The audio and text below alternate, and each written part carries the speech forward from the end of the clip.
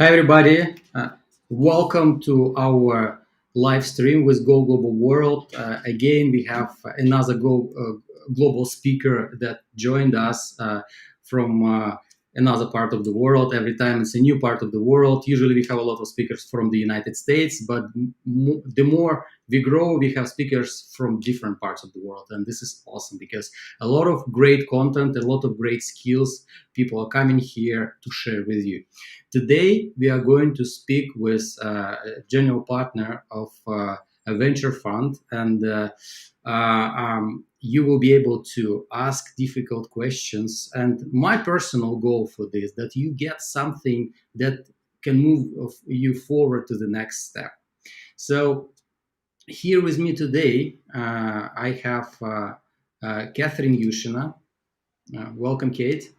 Kate is going to be a moderator on this talk, and she is a COO of Soar. It's a great marketing agency that helps companies to scale fast. And correct me if I present it in a shorter way. You definitely can say it much better than I am.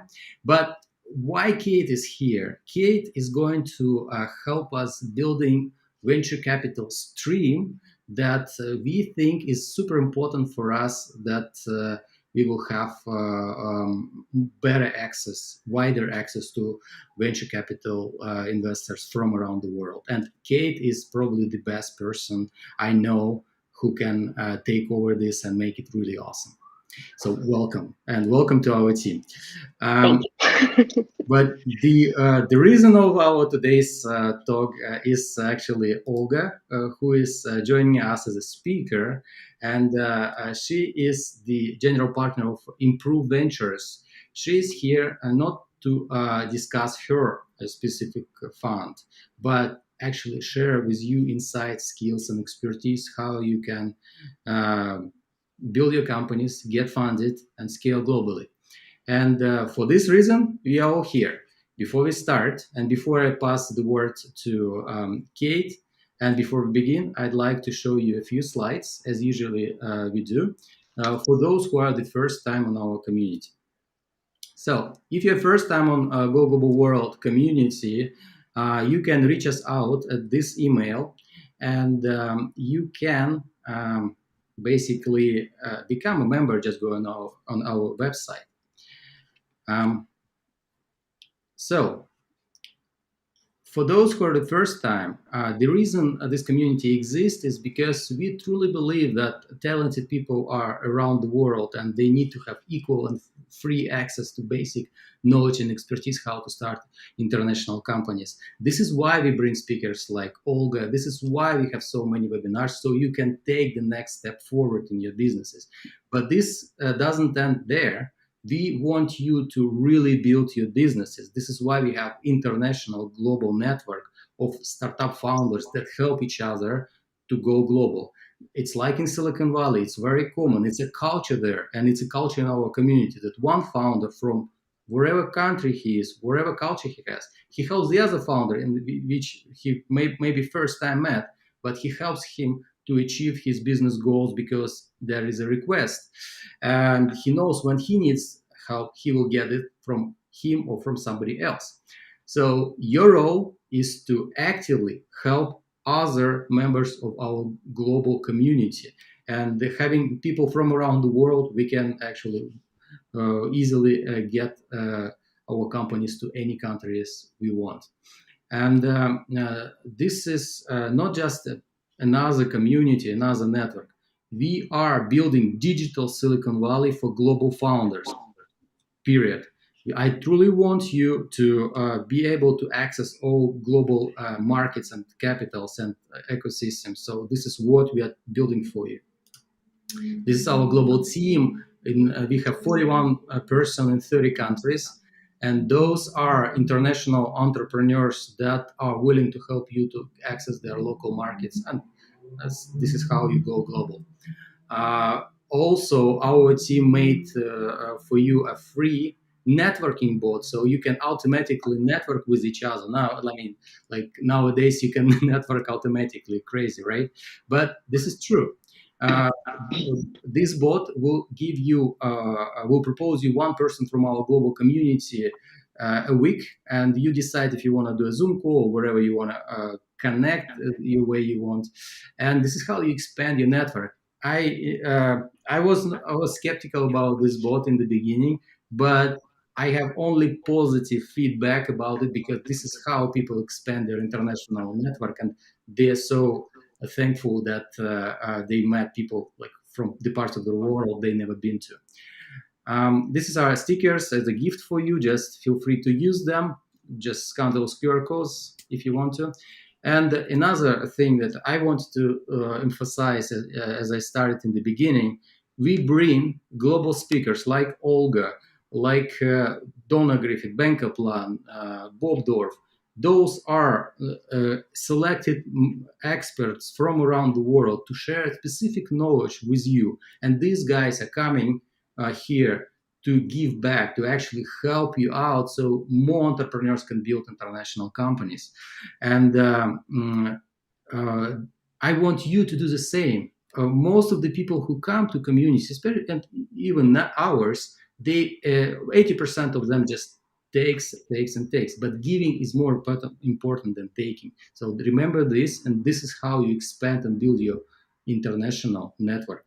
And in our network, reputation means so much, so don't lose it. This is our international partners. We have way more partners, just a short list of them, and the rest of them on our website.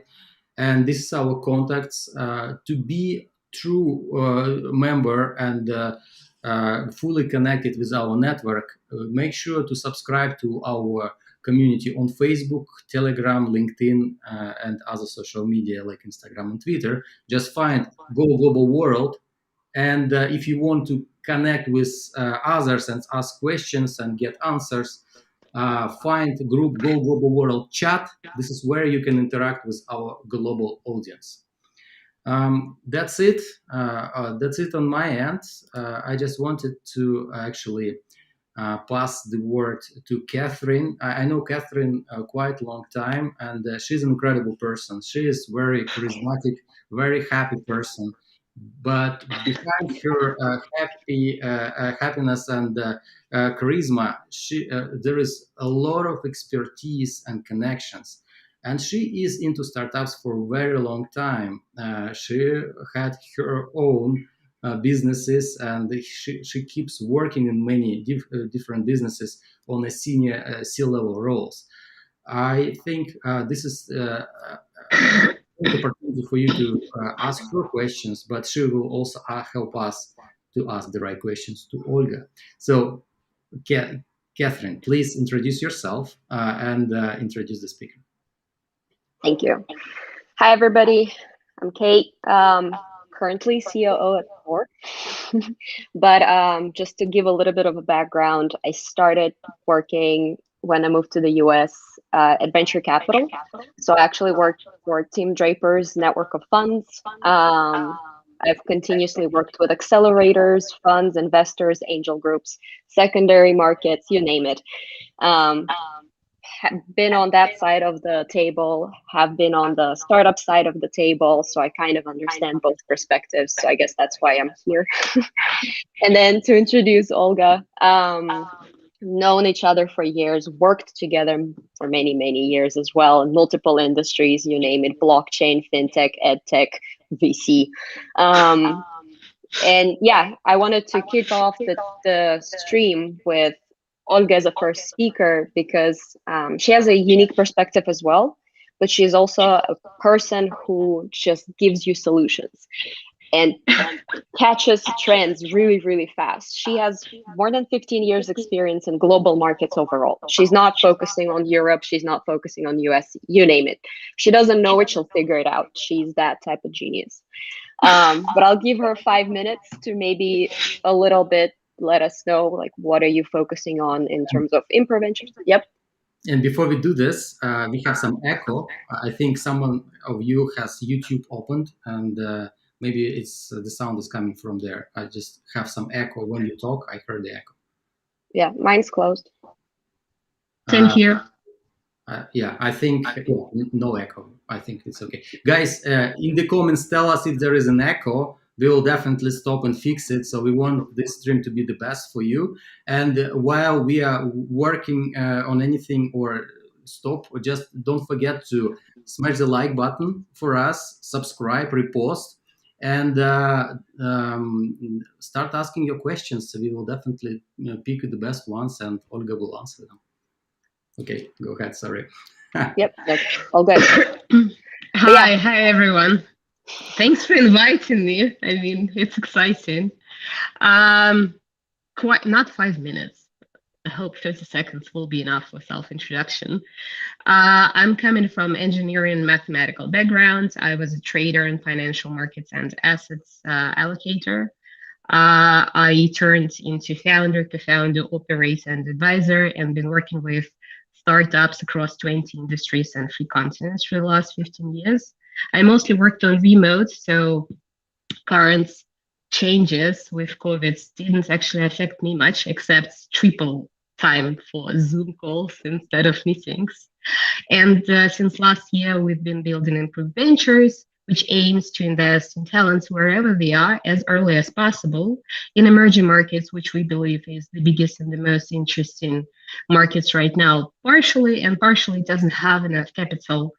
To be frank, several orders of magnitude less capital available than startups require and capable of attracting.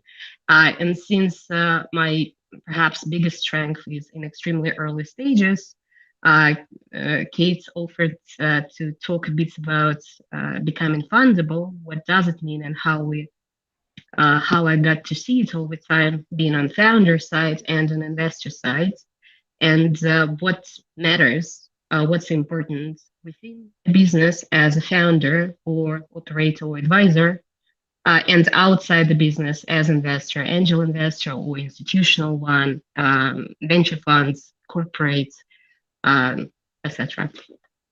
Hello, everyone.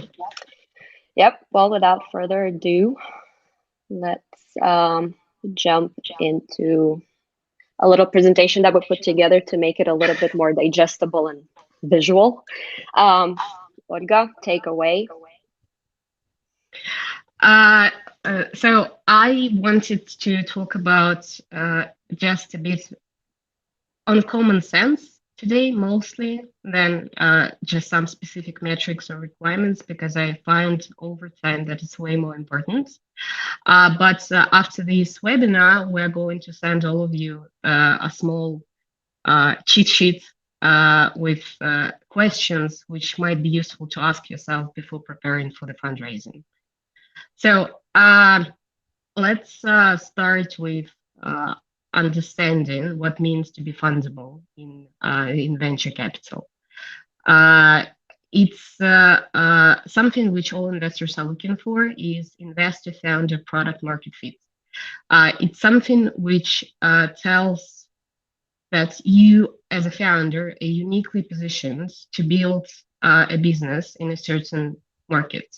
And us as investors are a major fit to you as people, as team, as talents, as this product and as this market. And these bits of equation are increasingly important because 2 different investors in the same SaaS vertical in, say, in the United States would choose completely different founders. Another part is to know that you as a founder yourself, and for us as investors to know that too, that you're actually ready for explosive growth, because over time getting funded in venture capital means that you're going to grow 20-30% a month. Your team is going to grow from 2-3 people to 10 to 20 to 500 in a matter of 3 years. And to be frank, not that many people are actually prepared for that, and that is normal. While we've got, I think, way too much praise for venture capital as a type of investing, it's not everybody's piece of cake, and people should really be wide open-eyed about what they are asking for. Another one is reasonable asset multiplicability. So if we see some great, fantastic, amazing business, which might scale 2-3x over a few years' time, it makes an amazing business, but it doesn't make it a venture capital fundable business. And it's better you understand yourself earlier that you would not be a fit for investors in venture capital and try to look for some other means of funds than waste a year of your time trying to raise from the wrong people. And the last one is debatable piece, I would say, because you have to somehow convince investors that this probability of you becoming a huge company, a scalable company, is reasonable. But these metrics vary widely across verticals, across industries, across types of markets. And we will talk a bit about that as well. But the major thing is that there should be some fines set aside the team, which is the first piece of any equation in any type of people activity. There should be some reasonable signals that, yes, we do believe that you can do it, that it makes sense, and that this company is going to scale well. And preparing to become fundable for you mostly means a lot of common sense things. First of all, you make sure that venture capital is what you want in the first place, or what you need, or what you desire. Second, understand your own assessment and how you're going to be viewed by any type of investor, and make proper research into those investors you actually want to see and work with, because 2 years in or 5 years in or 10 years in, depending on investor type, these are people you're going to work with pretty much on a daily basis. And it's much like a marriage, much like you're carefully choosing your co-founder, same way you should be approaching your investors. Yeah, so where should we start? We start with ourselves. What I usually suggest to all founders is to, first of all, sit down with your team and figure out your unique super skills, knowledge, networks, abilities, something you are absolutely unique and unbeatable.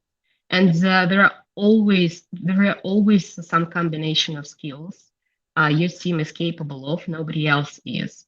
It's your previous life experiences, your side hustles, your research, your previous jobs. It doesn't really matter. What matters is that some skills that you are applying like nobody else does. First of all, it should translate into your product. That gives you understanding that you are uniquely positioned to build this particular product. Second, it gives you a unique edge in the market, because nobody can be you but you. And the better you know you and your team and your intersection of super skills, the better you understand how your product is so unique, and how your strategy to go to the market is unique and differentiated. So oftentimes you would be going into a saturated market, or you are going to compete with major companies, but it's your edge, it's your super skills which define your strategy in the long term. Venture capital is supposed to be is all about people in the first place. It's investing in talents, investing in their future potential. Understanding what you are building long term, understanding your own time horizon is super important, because if you, for example, foresee your startup to be sold in 3 or 4 years' time, which it means that you might attract some investors for sure, but it also means that your time frame is shorter, and your requirements for metrics, KPIs are a bit different. And understanding that you are in for for this business for the next few years, for the next decade, for the rest of your life is super important because it's your bets, it's your stake on your own self, on your talents, on your team, on your co-founders. And it's something which will actually help you to go through the whole journey of building a business, as you would be fully aware what you are betting on, what you are staking, what you are risking. And if for some reason you don't feel like you would be able to go for the next 2-3 years without a reasonable salary, without a reasonable outcome, comparing to just going for work, that should be a part of your evaluation process, should be a part of your self-assessment. And the more honest you are in this part with yourself, the easier it will be for you to define your strategy, define your fundraising strategy, define what people you want to work with, define who you want and don't want to work with long term over your team and partners and business and investors. Everything falls out of who you are, why are you here, why are you doing this, and how long are you going to do this. And it sometimes feels like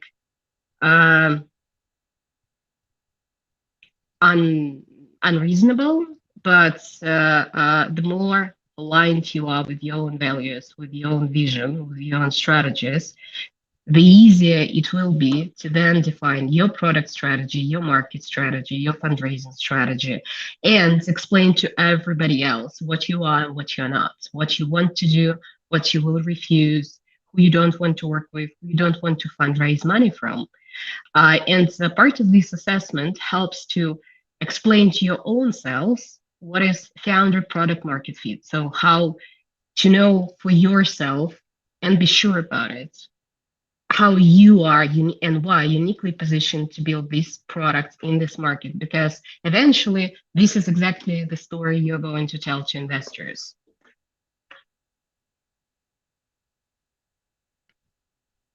Yeah, thanks. Once you understand that part about yourselves, a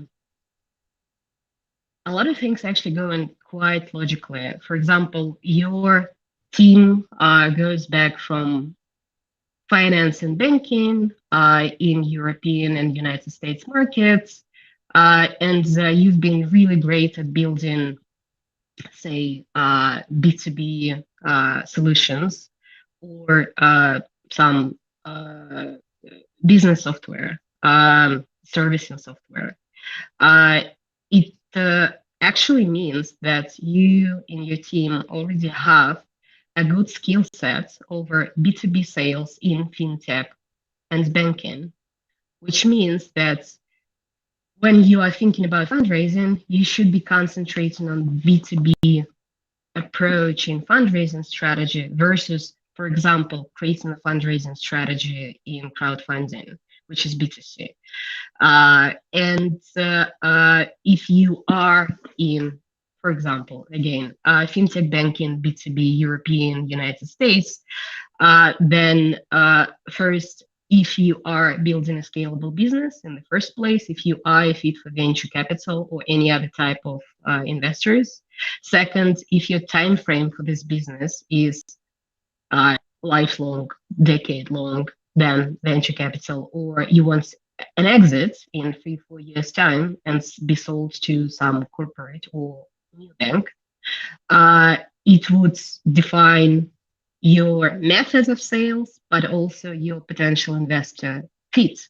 What types of potential investors would actually be a good fit for what you are achieving to do in what time frame. And this eventually means that you can start bringing a lot of various limitations to your own fundraising strategy and say, we are building a neobank, which we want to eventually sell to a major bank somewhere in the United States. We should be for sure capable, but we should know that we have super skills to build a neobank in the first place, that we understand tech and legal and regulations and entry to United States. how it's done in the first place. But also, if we're going to be sold to someone, we need to understand B2B, but also B2B in corporates or in major financial organizations, and understand their requirements, which means that your fundraising strategy is now limited to a pretty specific scope of people you may want to speak with. And those are going to be maybe early angels if they're willing to bet on early exit for M&A. And for executives working in corporates who could be your early investors, so they will help you build a pathway to talk to corporates and eventually be sold to corporates. But also they will be a much easier check and much easier negotiation in the first place. And so when you are coming from who you are, what you are building, what's your time frame, what's your major bets, like risk bets on the markets and on the products, and what are your super skills, you start to quickly narrow down who you are not going to talk to, who you are not going to raise money from, who are you not going to partner with, and see a quite limited scope of potential profiles of investors, which would actually make sense for you to speak with in the first place and start researching. Next one. Yeah, so FIS investor, what does it mean? So whenever, say we started out with self-assessment and understanding our own founder product market fit. Then we got into trying to define the best desirable profile of investor, which would make sense, which would be reasonable to talk to. And that is a bit of an abstract profile yet. And then you are starting to think, okay, so who I want to work with, considering these people are going to be with you for a long time. Any values you find really important should be there. Otherwise, you're going to end in a lot of conflicts and a lot of problems. So don't downplay this part. Another one is aligned version of the future, because different venture or angels or other types of investors are betting on different types of futures, and it's visible from their websites or from their profiles. And so if, say, an investor in corporates doesn't believe in a future mergers and acquisitions happening in fintech's landscape in United States in the next 5 to 10 years, then you're not going to convince them because they have a different vision of it. It doesn't mean they're right or wrong or you are. It just is different, and you wouldn't change their mind, basically. Another thing which is reasonable to define is what you're looking for in investors at the money. If you want them to be your advisor, to help you build some part of technology, to attract talents to the team, to open doors, to bring you other investors, all the different ideas you might have about early stage investors should be written out. And even if you don't need any value add, which is also okay, it still should be written out. You should be clear about it. What you're looking for in investors. And another part to define is terms, what you're willing to give away in exchange for money, and preferably what you're willing to give away in exchange for money today, but also in the next rounds, if you think you will go through multiple rounds, for example. One thing to remember in here is no money worth killing a cap table. I've been working on emerging markets and in the United States and in Asia and in Europe, and I've seen a lot of broken cap tables.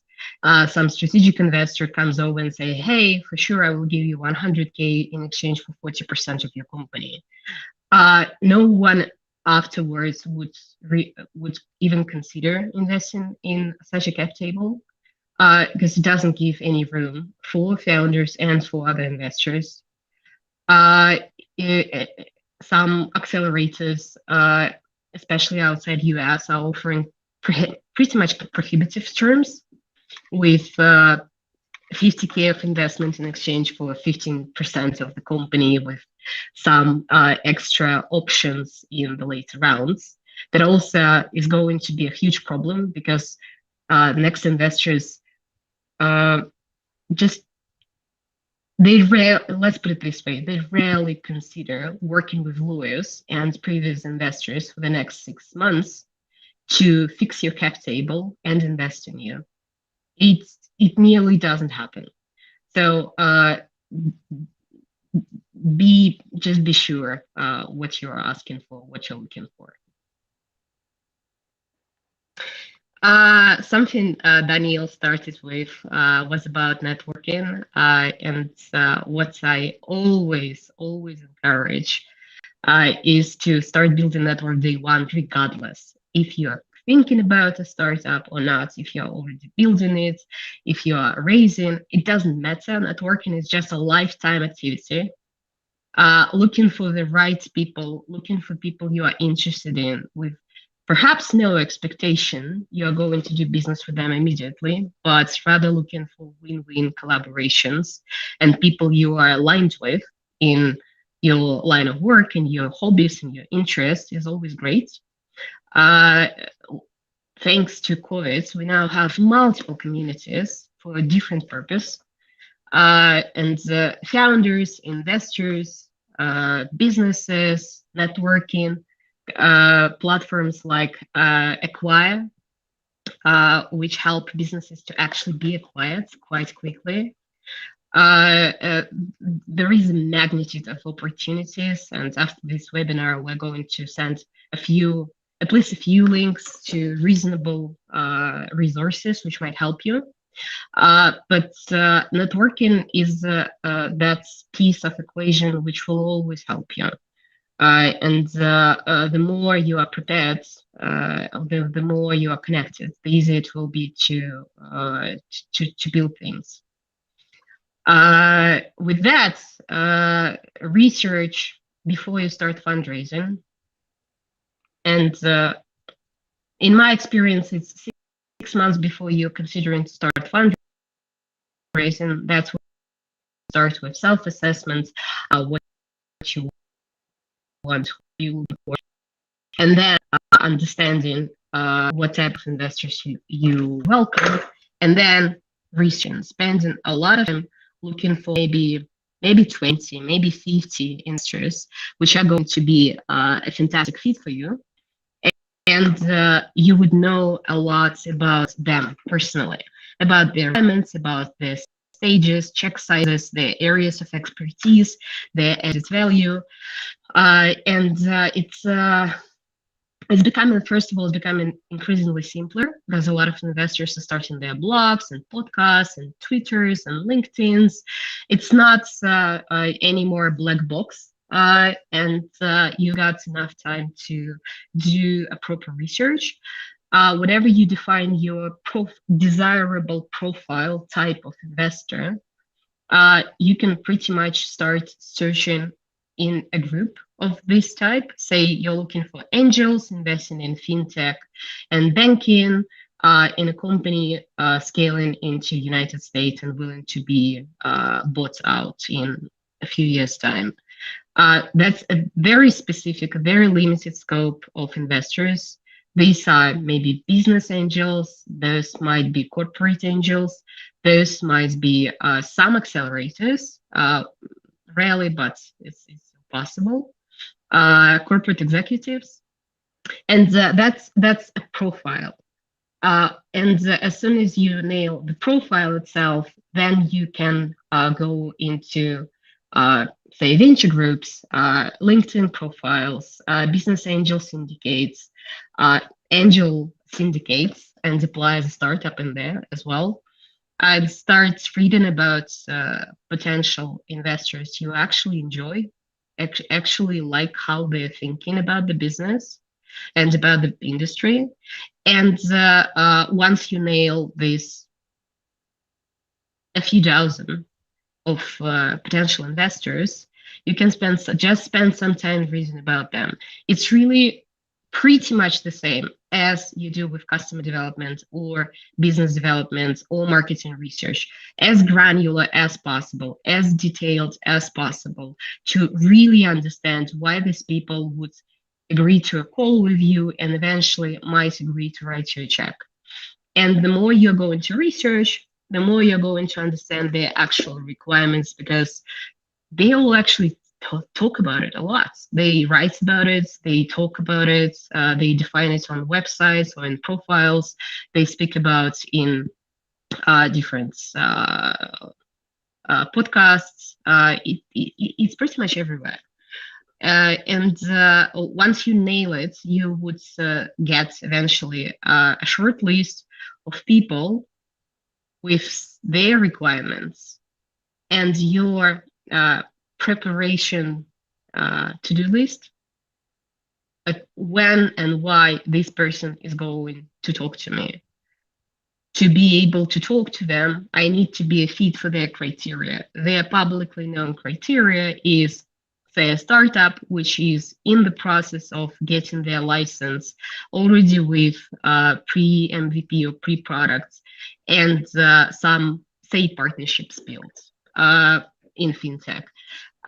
Or this particular investor is looking for a company which is launched with a license and have, for example, 25K MRR. As soon as you know, you can prepare to each single meeting with investor, knowing beforehand at least part of their requirements. And whenever you are going to write self-introduction, it will be a personalized approach. It will be something very specific and very particular. They will immediately know that you've actually done your research and you know why you're approaching these particular people, not everybody else. And most likely they will just agree for the call. Note in here that thankfully due to COVID, the whole nonsense with warm introductions is getting to its proper end. And venture capital, angels, other types of investors are now really willing to get cold emails as long as they are tuned in. So it's not a spam list for everybody, but you know why you're writing specifically to me. You understand that, say, us as a fund, we're investing in emerging markets. So you know that if you are building a startup in Africa, and you are at early stage, not a pre-seed or earlier, and you are working over human-centric solutions, we would always be happy to take a look. We don't care who you are, where you're coming from, who introduced you or not, who referred you or not. If you're working on something which is important to us, we will always take a look. And either we will respond saying, sorry, that's not a fit for some reason, or let's have a call. And the same is getting more and more widespread across major venture ecosystems, because investors cannot afford to lose great deals. Investors cannot afford to sit in the White Castle waiting for some miracle to happen. And with everyone online, venture capital understand that as much as everybody else. So as long as you are prepared and know this is exactly what you want, and you know that you are a good fit, reach out to people you researched. It's, again, common sense. It's a lot of common sense about it. Now, say you've been prepared and you've got your targeted list, and you started to get some calls, but you either get a lot of negative feedback or people do not respond to you for some reason. One part in here, and that's more to do, I think, with founder resilience and mental preparedness more than anything else, is to be able to read feedback properly. For that, again, the self-assessment we started with helps a lot, because you know who you are, you know what you want, you know what you're doing and why. And so whenever you are getting negative feedback for, say, oh, I don't believe in your strategy, you're saying, fine, thank you very much for your feedback, and you walk away because it's not relevant. You believe in your own strategy and you don't need that many people to share it with you. Then there is a known bias in venture industry, and uh, people sometimes are looking for boxes. They're looking for someone, say, 2x founder, X Morgan Stanley, or X Oxford or Stanford, you name it. If you're not in those checkboxes, you will never get a meeting or you will never get a response, and has nothing to do with you. This is not your problem to start with. That's certain requirement or bias from different types of investors. And so, well, basically, you can't change anyone's mind about it. It is what it is. I very much hope it will be changing further on in the future, because I do think that talents are everywhere. They might have very different backgrounds, and they may look different, think different, but no institution or previous work will actually should define what you're capable of.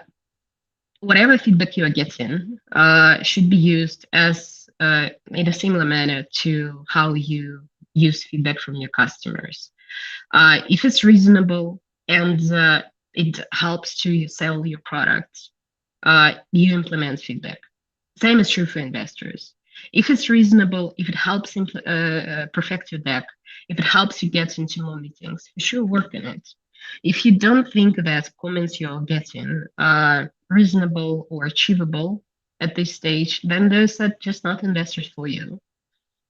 A few things in here also on the side of resilience. Rejections will happen. There will be a lot of them. They mostly never personal. That is true. There are a lot of problems in investments. There are a lot of people with bias towards diversity, towards women. I think pretty much everybody listening in here right now faced it one way or the other. Again, it has nothing to do with you. It's people's problem, and let them just deal with their own problems. It doesn't mean you want to work with them if it was a biased rejection. If it's not, it might not be a fit. It might not be a fit at the time. It might not be a fit for a certain vertical or for other portfolio companies. There are multiple reasons why investors would reject even something which seems to be a good fit for their portfolio from their website or from their materials. So learn to understand feedback properly and take what is important and what actually helps you improve your business, your product, your strategy, your relationship. Another one is, I know that we are all reading stories about fundraising every single day, Twitter, LinkedIn, or in media, Crunchbase, you name it. And it seems like people are having the time of their life, raising in 2 weeks, oversubscribed, overvalued rounds, and it's just happening. In reality, less than 1% of founders are getting funded. Most founders who are getting funded with all over the news had previous relationship with venture private club, one way or the other, or they had a very long track record. And so they basically are getting money because of their previous several startups, for example. And reasonable expectation for fundraising is 6 to 18 months, not 2 weeks. Reasonable valuations for fundraising is average or below average in your region or in your vertical, not higher. Reasonable conversations with investors is not writing a check in 48 hours, but meeting people and then checking in with them again and again and spending maybe a couple of months on overall getting to know each other and going through due diligence and going through the documents. And this is something you should be really prepared for and be okay with it. Mentally, first of all, mentally okay with that, because 6 months in, you still haven't raised, and you start doubt yourself, your business, your ideas, your strategy, your relationship with people, it shouldn't affect you that much. You should be able to just continue working and continue building your business if that's what you chose to do with your life. And just use every single conversation with every investor as continuous customer development and learning a bit more and a bit more about who your potential investors could be, why they were going to invest today or tomorrow or in a year time, what might be their expectations, and what are your expectations towards them, because all of this is partnerships, all of these are long-term partnerships. I'm Kate and me decided to give a few examples. Something I encourage all of you to subscribe to is Twitter of Lolita Taub. She has a matchmaking tool for founders and investors, specially tuned for founders who are outside major ecosystems such as Silicon Valley. And the goal of this tool was to support founders all over to get them into a meeting if they are a good match for the investors. And this tool asks you very specific questions on what to be prepared for, what documents you should have, what type of metrics you should have, and then be able to, and then be matched with some potential investors. And she published some examples of metrics which could be useful. It's not set in stone. No, can we go back for one? It's not set in stone.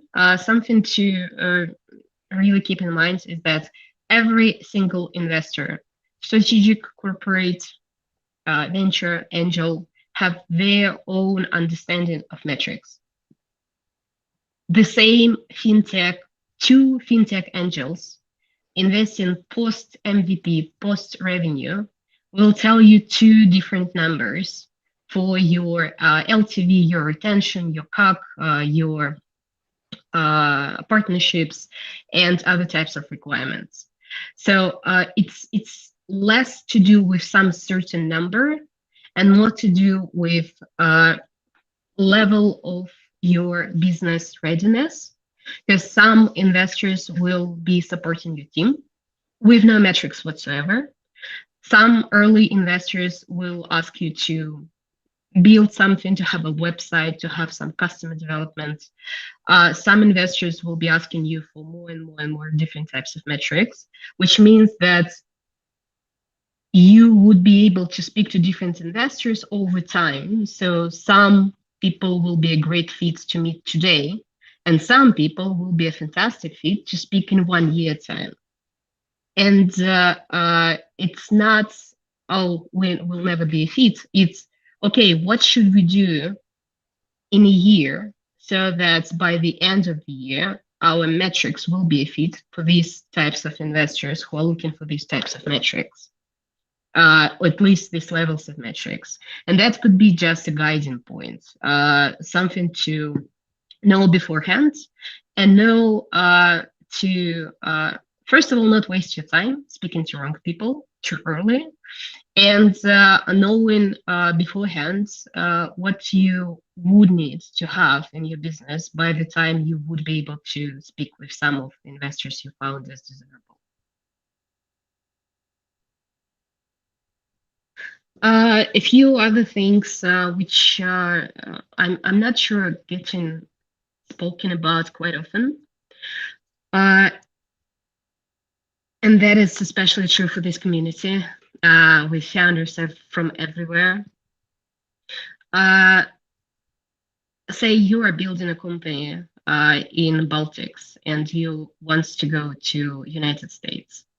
If an investor doesn't look into European-based companies at all, they are not going to change their minds, because it's a fund thesis and it's something they raised money for from other investors. So if it's not in their strategy, they are not going to even oftentimes even respond to you because it's just not a fit and it's clear. It's usually on their websites or other materials. And some might tell you, oh, sorry, that's not a fit. We don't invest outside US, but it's something you should be aware of. Another part is legal structure. That's quite simple. There are multiple countries on the planet. Startups comes from everywhere. But whenever you are investing money, you want to be sure that your intellectual property, company structure, business, everything else is protected under international regulations. There are a bunch of jurisdictions which are mostly everywhere acceptable, such as United States, Ireland, Portugal, Baltics, Singapore. But if you are building a business in some local regulation, unless you're approaching local investors who know this particular jurisdiction, you are highly unlikely to receive money unless you will be registered elsewhere. A few things on metrics, even if you are prepared, but you have metrics in market which is too small or doesn't seem to be scalable enough for venture capital. Say Croatia, it's just too small to create scalable company within Croatia alone. So, however amazing your business is in such a market, it wouldn't matter for investors. They will be willing to see metrics in some scalable market, say in pan-European market or in Eastern Europe, but as long as it's big enough itself. And another one is, we are building a fantastic business in Berlin. It's scalable in Germany and France and Poland. We have fantastic metrics. It all working well. We are going to raise from United States investor, for example. If these investors do not cover European Union or they don't see how you can reasonably launch in United States, your local metrics, even in scalable markets, but in the wrong geo, wouldn't help you much because they would be needing to see and understand your ability to execute in their market, in market of their presence, and be sure that you are capable of building scalable company in that market, in that geography. So if your early metrics could prove that, then they will be willing to speak with you. Otherwise, it would be quite hard to do.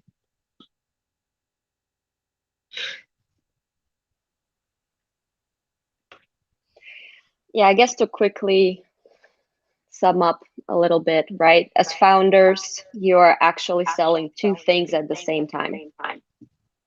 One is you're selling your product or your service to your customers. Second, you're selling your company to investors. It's a very similar process. You're selling, it's sales. So you should be looking at fundraising, same as you're looking at customer development.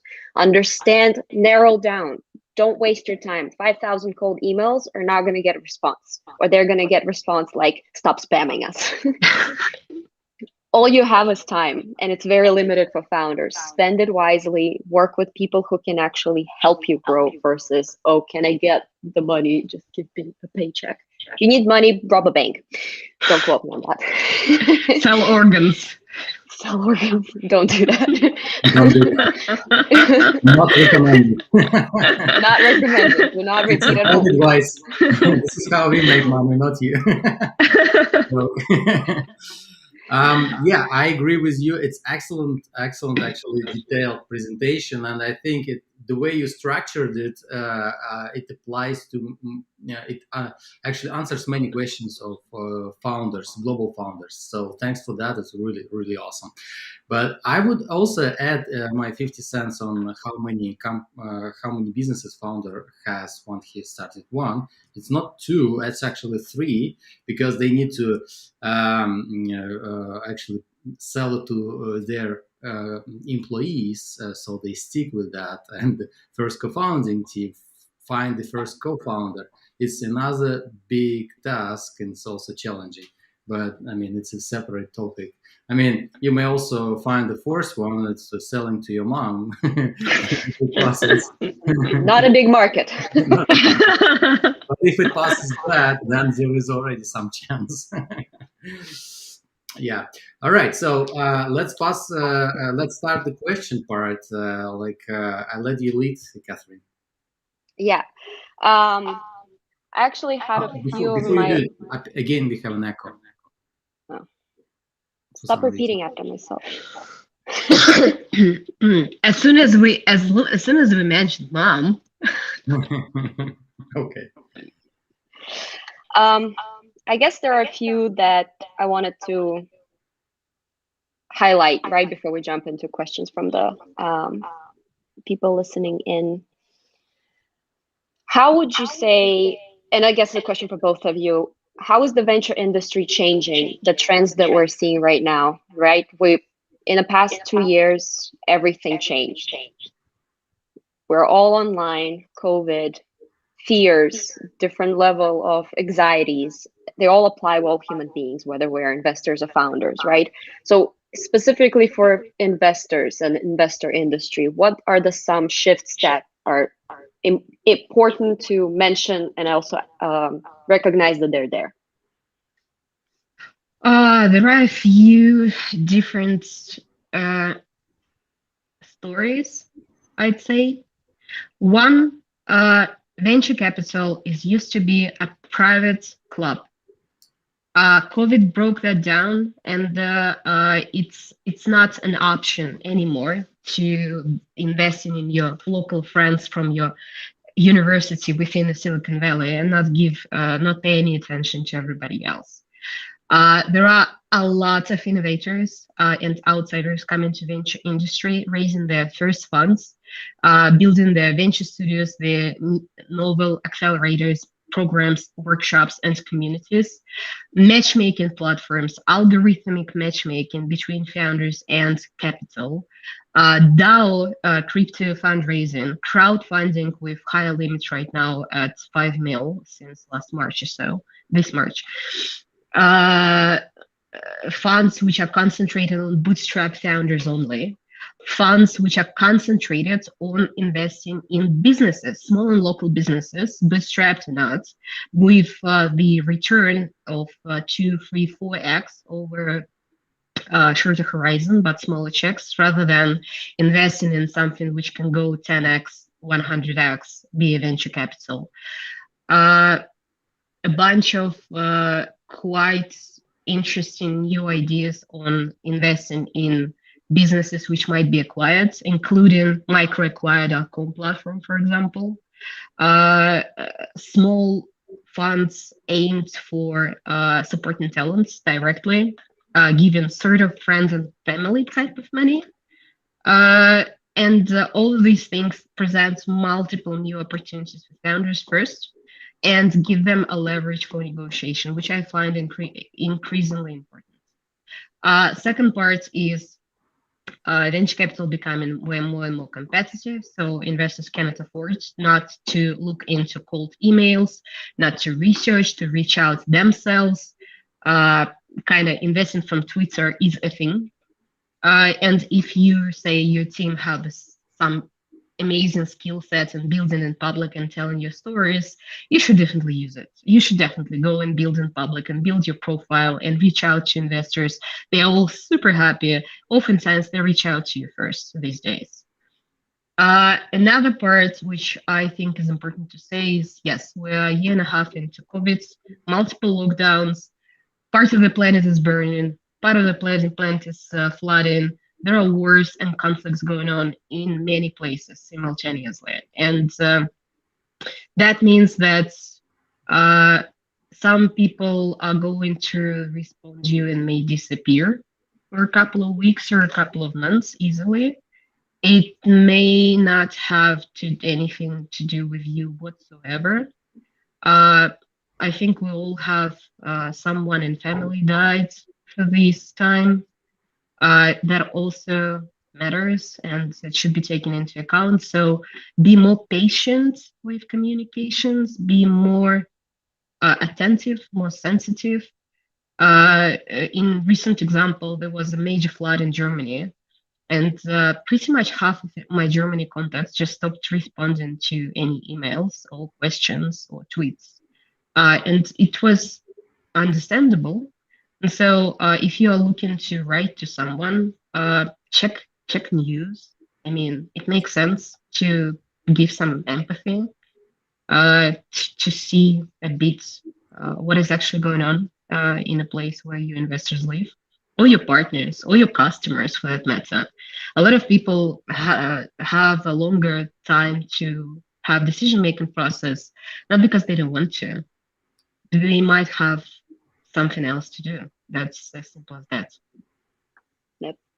I'll jump to questions next because we have a bunch. Just like so many early stage investors don't have clear criteria written on their website. How can one find out the real criteria?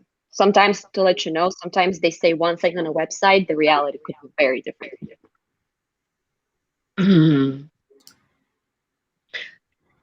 So there are certain things which are quite common.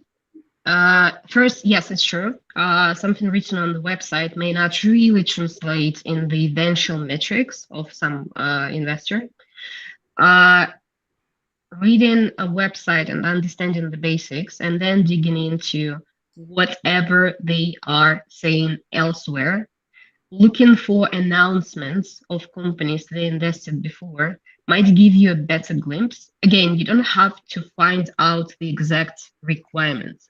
You need to understand a range, or at least something which will give you a good hint. Say an investor saying, oh, we don't have really clear metrics. We invest in pre-revenue, pre-MVP as early as possible. We don't care about metrics. That means that, first of all, they are looking for founders who know what they're doing, they know who they are, and they are extremely well and uniquely positioned to build this product, so much so they don't need a proof. So much so it is extremely clear from your profile, from your product description, that you can actually go and do it. The less experienced you are, the more metrics you will be required to provide, because investors need to make sure you can execute. So the skill of execution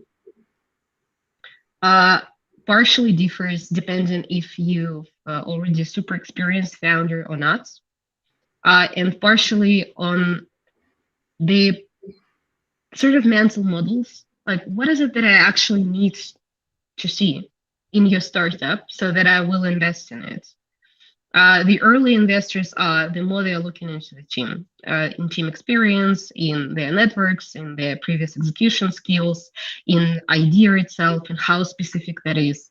Another thing is if you can showcase in your deck just how extremely well and granular you know your markets, the easier they are convinced that you can actually work in this market and you understand where you get in. If you essentially, if you know your market better than an investor, you wouldn't need to get that much of a proof at extremely early stage, because it will be self-evident with whatever you are building, but also with your super deep knowledge of the market itself. Otherwise, it's honestly research. If some investor is not public at all, obviously you wouldn't get to know that. One question, if you want to waste your time right now trying to figure out someone who is not public, or you want to go to research what is reasonably out there, which is researchable, which you can nail down, and then ask for introduction. In most cases, it's simpler to start with people you can just see out there and research for yourself and figure out their requirements, and then go into someone less public, less visible. Yeah, I would recommend, like, everybody, a lot of investors I know now, they either have a blog, they either have a podcast, they either have Twitter, they're active somewhere. So looking at what they're actually posting, what things they're highlighting, it's a lot like reading between the lines, right? Like if they're constantly talking about retention, they care about retention. They're constantly talking about, kind of knowing your finances, knowing your costs. Like they clearly will want to see that you understand, that part of your business much deeper versus anything else. So read between the lines. And then the next question was, what is your fund criteria and portfolio? We are starting as a fund. Hopefully, we will publish a bit more in autumn. Our criteria are hard and simple at the same time. We are looking for people. First of all, we're looking for exceptional talents wherever they are.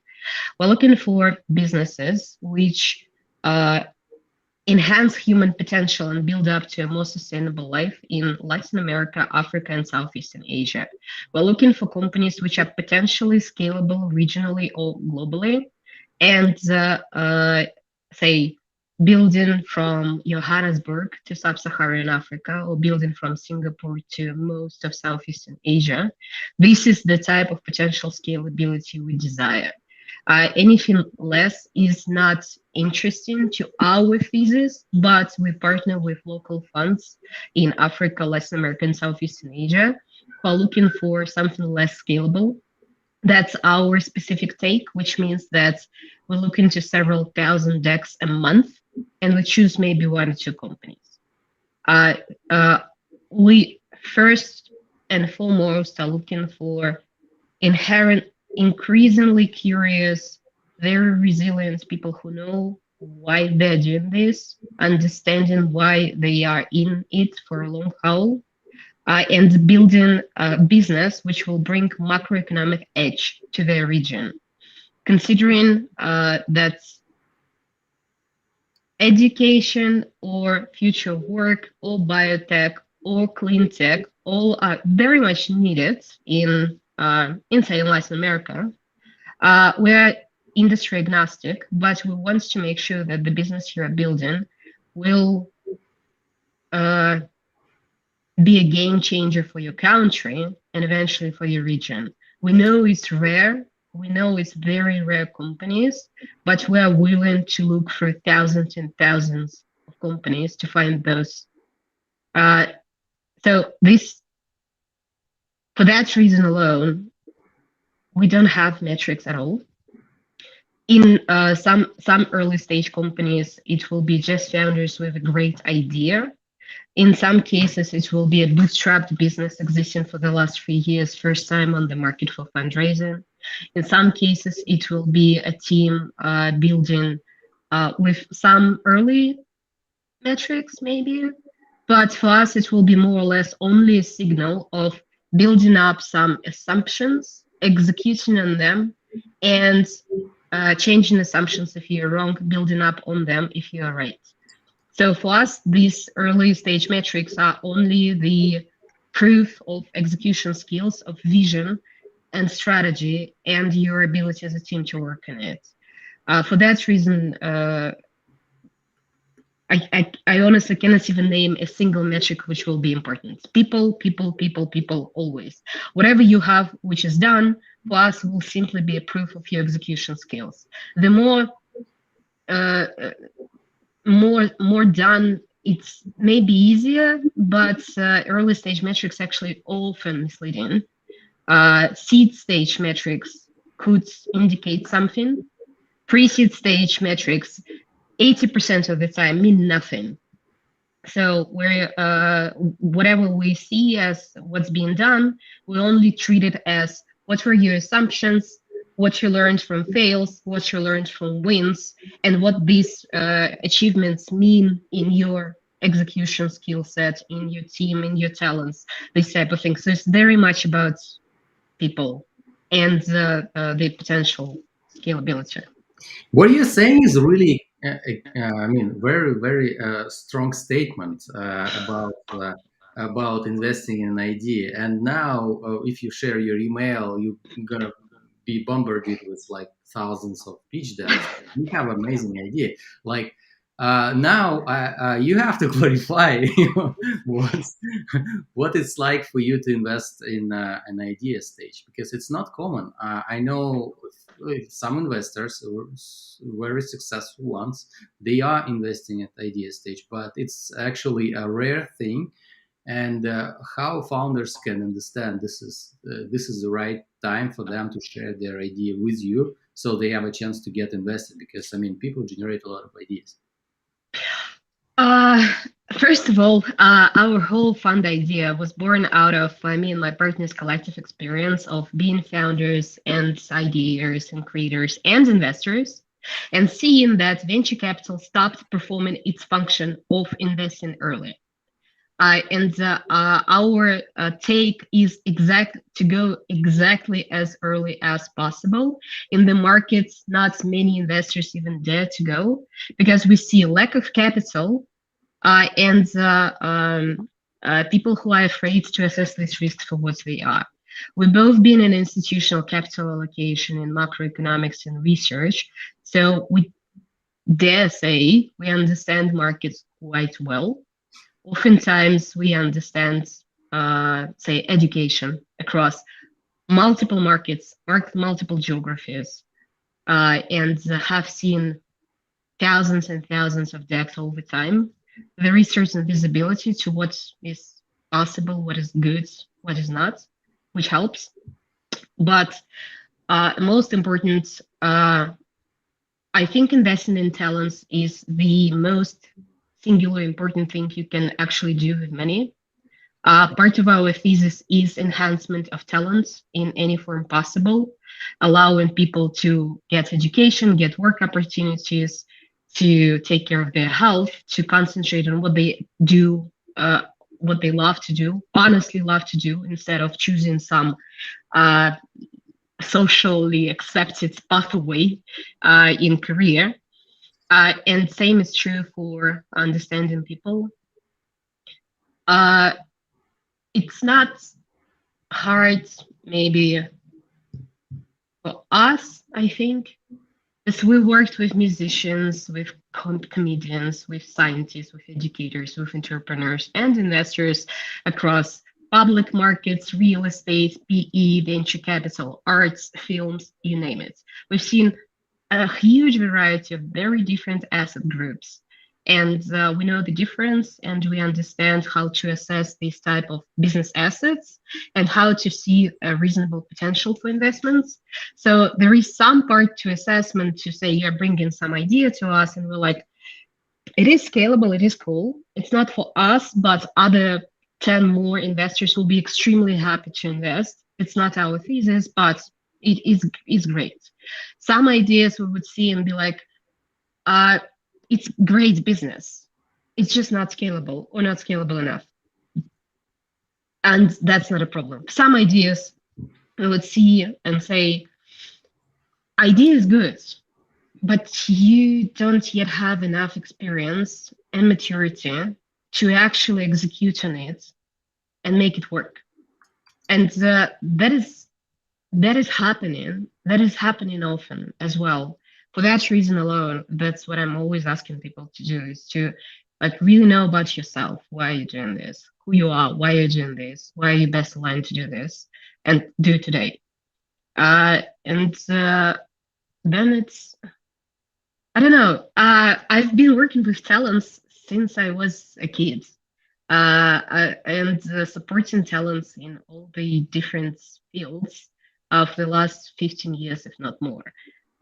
I find it the most exciting and amazing thing to do, to see people for who they are, wherever they are coming from, cultures or nations or race or gender, and building something fantastic and unique, and be able and have a privilege to actually see for what it is and recognize it.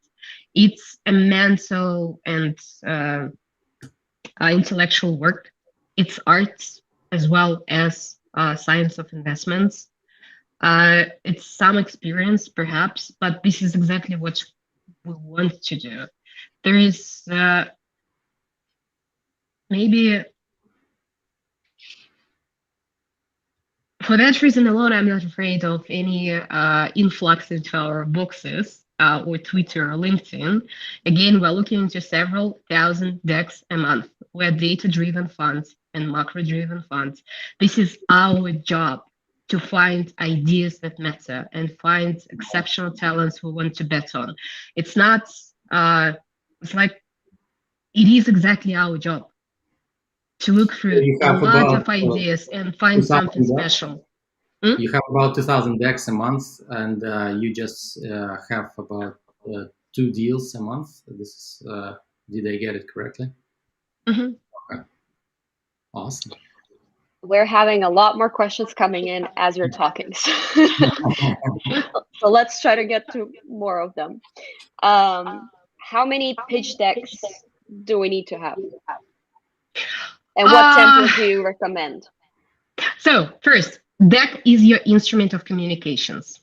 It changes over your customer development with investors, much like your website or your interface design changes over testing your product.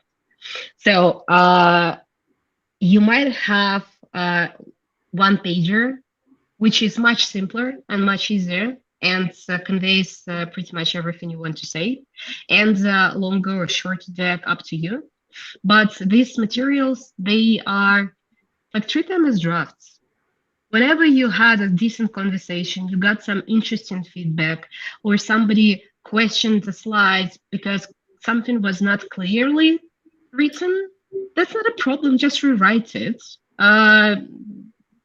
If like more than 5 people do not understand what's written on your headline or on your slide deck, it's not that important.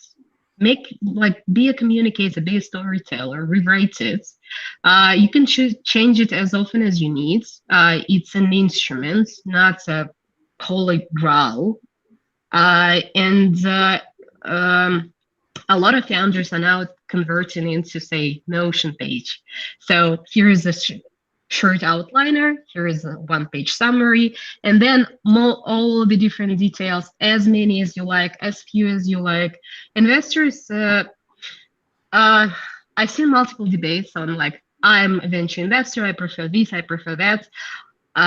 In reality, everybody's reading everything. They don't care. If there is something in there, they will read whatever you're sending. You can do it much better over time. You can do it much more clear and concise and nice. Design matters less than clarity of communications. Formats means less than clarity of communication.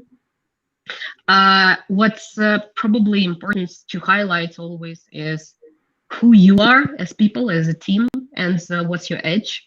What is it that you are building, high level and a bit in more detail? What have you achieved so far? Even if it's, I don't know, we've had 100 assumptions over customer development, we need them to 5 proven ones. It's still a milestone. It's still something to say that you've been working on this. Some understanding of the market, why you think it's big enough, why you're chasing it, what you're thinking to achieve. Very high level things you need to show me to make me think, oh, I actually want to meet these people. And decks are only, or one pagers or summaries are only the tools to get on the call and actually meet people and have a human conversation. First of all, to see this investor for yourself and see if you actually enjoy even 30 minutes introductory call with them. Because if you don't bother. Don't continue raising from people you don't like. If you enjoy and if you like how they're thinking, and you have an actual conversation about how to make this business work, instead of having a terror of questions and defending yourself for not being good enough, that's also not going to be good, because you already would feel trapped and bad about yourself and about things you're doing. But the point of these materials is to get on a call and hopefully to have a good conversation with people you might end up being on a very long-term journey. So treat it as such. The next question was about jurisdiction. What jurisdiction would you recommend? It's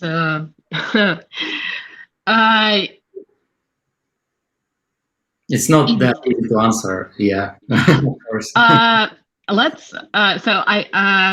I'm engineering mathematician background, so I absolutely adore Fermi questions.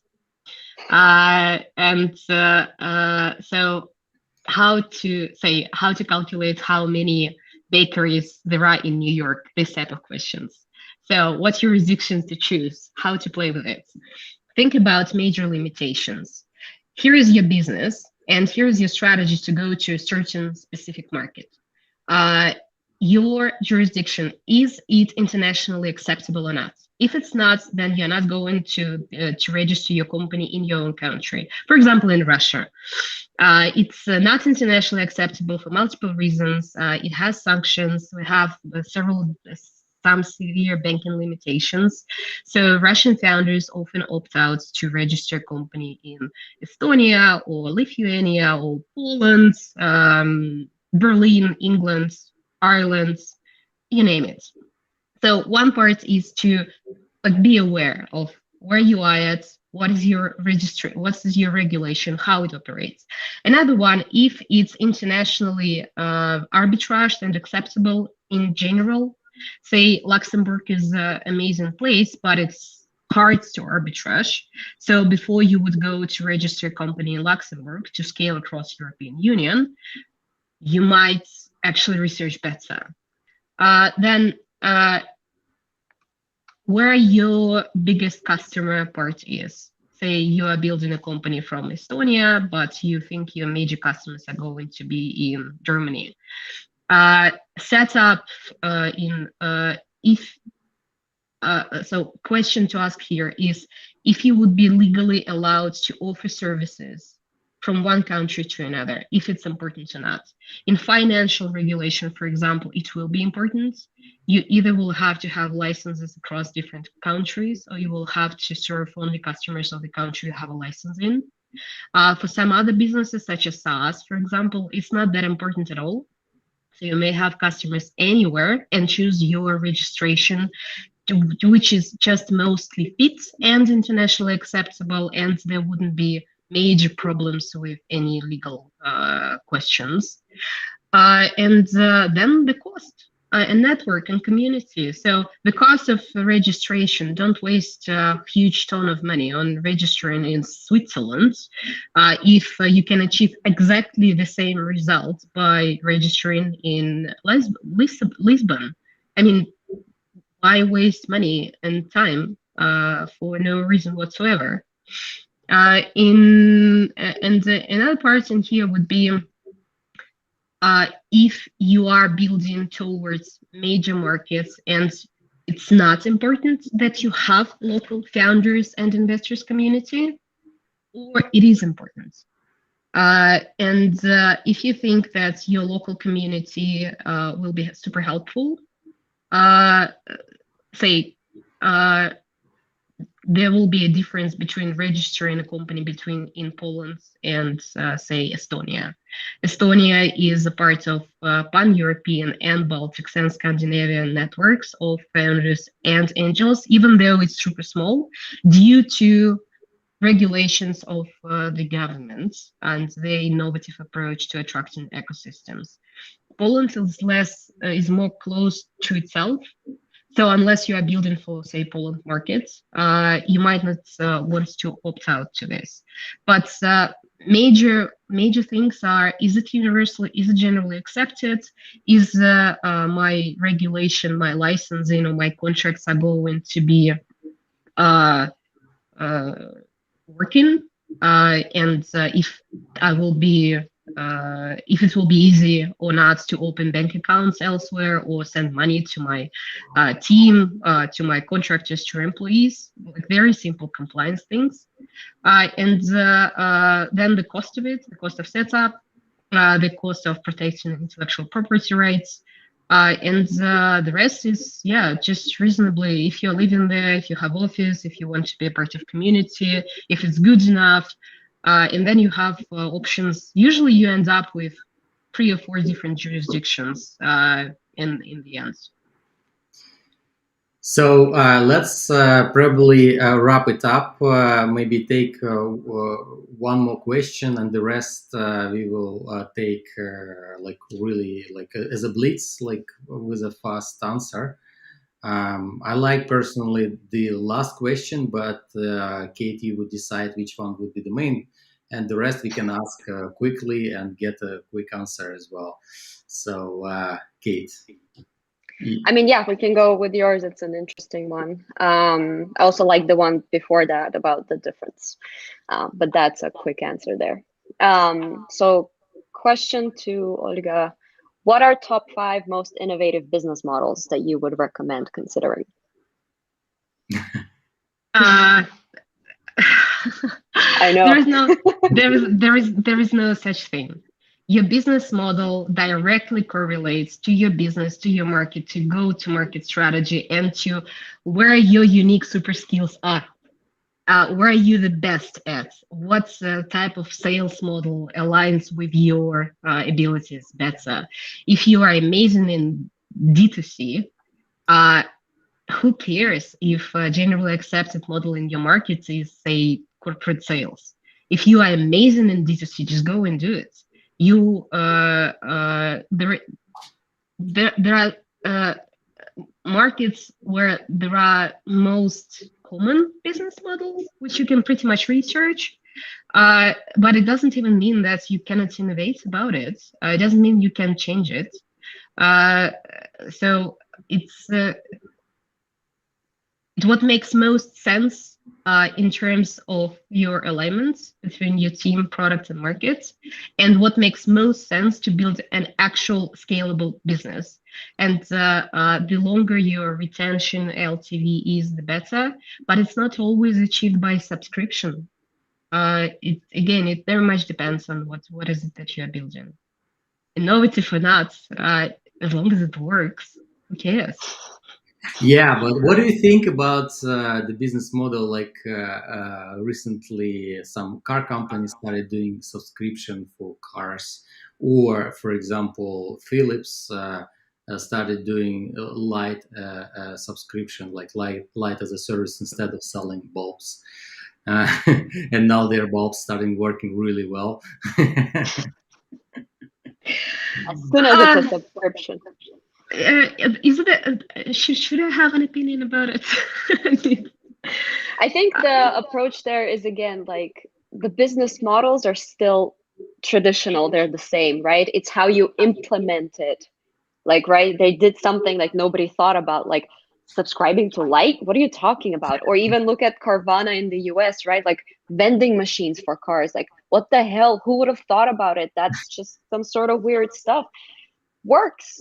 No, we'll just deliver the car. You just buy it on the app. It's all cool. It's like, I think it's actually the innovation is not in the business model itself, but how you match it with what you're actually doing. Like, is it outside of the box? Is it something that, like Olga mentioned, right? Like, is it something that you can make happen? If you can get a subscription to Light and you know you can do it and nobody else did it, doesn't mean you can't do it. Go and test it, make it happen. And if you make it happen, that's a huge conversation, your topic, right? For everybody else, like Carvana blew up, like it was insane. Everybody's like, did you hear them? Did you see? But again, like I feel like the innovation part is in the way you match it.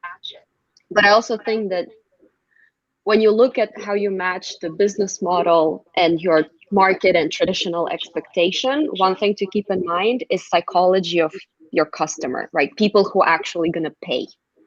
Are they going to pay? Like you can, from like a retail perspective, there are new companies right now that sell subscriptions to like shoes or wine. And then they will take money from your bank account every month. You don't have to spend it. It's just going to be on their account with them as a means of retention, because hey, you already kind of allocated that money for that sale. Even if you skipped a month or whatever it is, you will come back once you have a need for shoes or wine. So it's also an interesting, right, approach to who thought about sort of a subscription, but when you're also not immediately getting what you're paying for.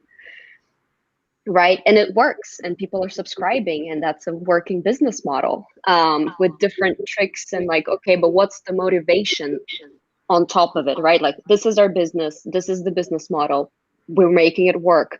What is the motivation that makes it work? And that's your innovative stack. Because like for wine, for example, oh, you're buying not just regular wine you can buy at the store. You're now getting access to these little wineries from all over the world that have very limited stocks of their wine, and now you're sommelier without education in it. But it gives you that edge, right? And that's the psychology. Like the subscription to shoes, who needs to buy shoes every month? It's insane. Some people do. They saw, hey, influencers, hey, people who are shopaholics, clearly. but also like but also they're building in things like, but you're getting all this stuff cheaper, you get 60% discounts, you get exclusive something, right? It's like, so your innovation is actually in three pieces put together: the business model, the industry, or like what you're actually trying to sell, and then the psychology and how you're making it work. That's the innovative stack, I think, in this case. I like to think about this as Lego puzzle. Like every single business idea for me is like this Lego, where you're trying to find the best fitting each part of the equation together. So it will be something truly unique and spectacular based on who you are as people. And all your flywheels around the business, which would allow you eventually to grow faster and faster and faster, partially go through technology and scalability, partially through methods, partially through retaining specific talents, partially through some certain type of business model or certain type of sales channels and partnership models. But they all should always reinforce every other piece of equation. So whenever you are thinking about, that also helps with fundraising too, because it's this first time you are starting to put together this Lego cubic Rubik.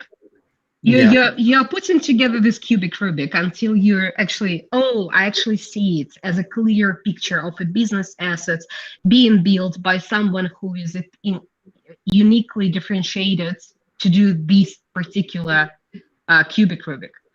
And then you can show it to everybody else. And then customers will be like, oh, this team is so taking care of, I don't know, about forests in Amazonia.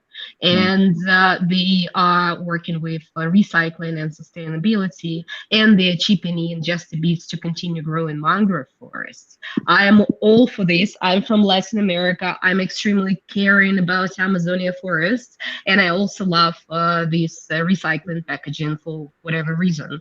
I am going to be their customer. And it's like, and these very different beats and angles, they all should go back to a bigger picture. Who you are, why are you doing this? Why are you uniquely positioned to build it? Yeah, and I just want to say that in terms of like an example I gave with Philips, what brings to my mind that how people look at like how deep people look into the value proposition, right? In the end of the day, we are not looking to buy bulbs, right? We are looking to buy light because we need light for our life. And thinking like that may change so many services because now we can, and before we couldn't. All right, so let's do the blitz with a few final questions. Try to answer like quickly. So, and we will start wrapping up our session. So, what is your average check size? 50 to 150K check at early stage. And what are your focus on early stage companies, right? Like pre-seed stage, seed pre-seed, right? Pre-seed and seeds, pre-seed first and foremost, and in our understanding so far, we can go in even earlier than angels. Okay. So we're first institutional lead check in early stage company. Do you mostly follow, or you may also lead? Lead, always lead. You always lead. Oh, that's awesome. That's kind of the whole point. It's investing in talents where they are as early as possible, be their first cheerleader and support and value add and partner to bring them, help them build the business however is needed and bring next investors and help scale. And the final one, what is the difference between a traditional business and a venture startup that scales? Uh, your business, traditional, whatever that is, traditional business, especially in 21st century, is something which may grow 5, 10, 20% a year, maybe, with your revenues growing even 20% a year. It's a fantastic business to keep reinvesting in it, to paying great salaries, to have maybe some extra dividends to distribute between founders, but it's not scalable as in venture type scalable. And venture type scalable is, first of all, it's backed by technology, so something which wouldn't require that many people, leg force, but would require investment in technology and a few people to manage it. So your cost basis is staying low while your revenues are growing 2-3x over the next several years each year. So your basically the idea is that you delegate most of the work to technology. So your basic cost is your team and your tech. Instagram, 4 people, right? But you serve like 10 people today and then 10 million people in 5 years time, and you still have a reasonably small team of people working on this.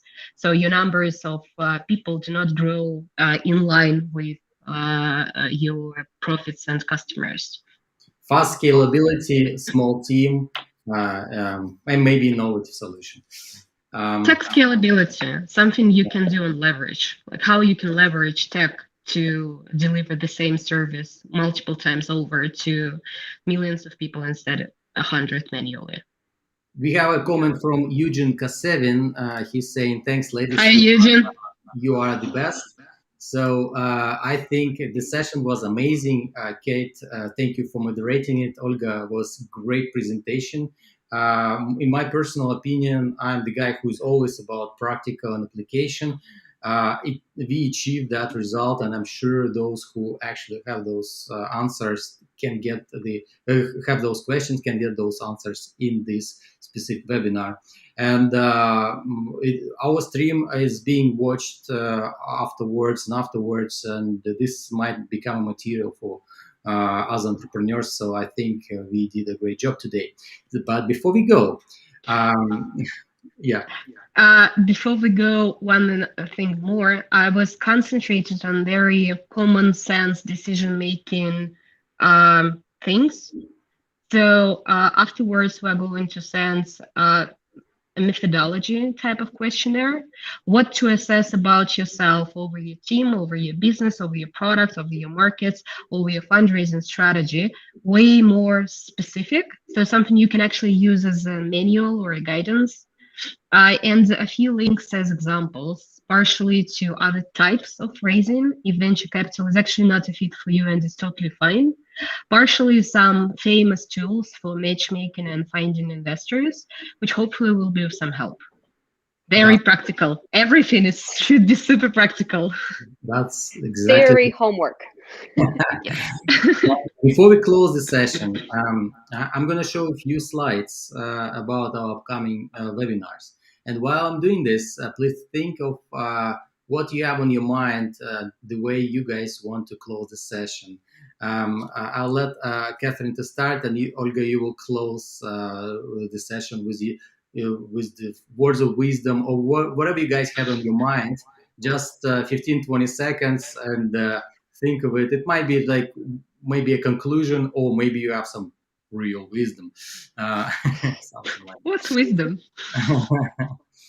Okay, so guys, we have global speakers from around the world coming to help you learn and grow and get answers to difficult questions in entrepreneurship is not an easy thing, but so fun. And you now can change the world. And these people like Olga, like Kate today are helping you doing this. And we are going to bring more people like that. And so our upcoming events soon. We will speak about Nordic startup ecosystem with a representative from AI investment team of Copenhagen Capacity, and we're gonna learn the opportunities in that region, and probably your startup might have some funding opportunities, acceleration opportunities, or maybe tax breaks, or anything that might be useful for you. Learn about it. This is a very interesting region. Another webinar we have with Ben Narasin, a GP from Tenacity Venture Capital. They just closed a brand new fund for 50 million, and he is willing to actually speak about that. But the most importantly, should you really raise in Silicon Valley or not? And he's gonna talk about that and challenge this question, and so you guys can see the broader vision from VC perspective from Silicon Valley. If you are really enjoying what we are doing, you can support us by subscribing to our social media. But first of all, you may subscribe to our Eventbrite page. Just go through this QR code, or just find us as Go Global World on Eventbrite. Also, if you want to connect with our global audience and ask questions, get help, and build your network and build your credibility with international entrepreneurs, go on our Go Global World chat on Facebook, Telegram, and LinkedIn, and start helping others. So that's it on my end. I'm really, really excited to have you all here today, as always. This is our contacts. We are looking forward to start interacting with you. You may email us your questions. We are looking for new leaders of different countries, and if you're willing to become a leader, feel free to reach us out. You might potentially to join our global team, or if you want to become a member, just go on the website, sign up, register, and follow the process. That's it.